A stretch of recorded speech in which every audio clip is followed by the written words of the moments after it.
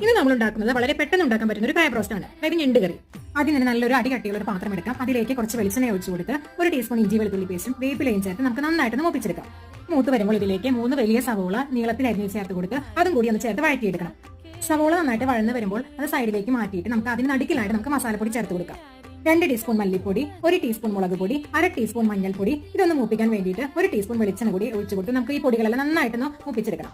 മസാലപ്പൊടികളെല്ലാം നന്നായിട്ട് മൂത്ത് വരുമ്പോൾ നമ്മൾ സൈഡിലേക്ക് മാറ്റി വെച്ചിട്ടുള്ള സവോള കൂടി ഇതിന്റെ കൂടെ ചേർത്ത് കൊടുത്ത് ഒന്ന് യോജിപ്പിച്ചെടുക്കാം. ഇതിലേക്ക് ഒരു തക്കാളി അരിഞ്ഞത് കൂടി ചേർത്ത് കൊടുക്കാം. ആവശ്യമുണ്ടെങ്കിൽ നമുക്ക് അതിലേക്ക് കുറച്ച് വെള്ളം കൂടി ചേർത്ത് നമുക്കൊന്ന് മൂടി വെച്ച് വേവിച്ചെടുക്കാം. ഇപ്പോൾ തക്കാളി നന്നായിട്ട് ഉടഞ്ഞു വന്നിട്ടുണ്ട്. ഇനി ഇതിലേക്ക് നമ്മൾ നേരത്തെ വൃത്തിയാക്കി വെച്ചിട്ടുള്ള ഞണ്ട് കൂടി ചേർത്ത് കൊടുക്കണം.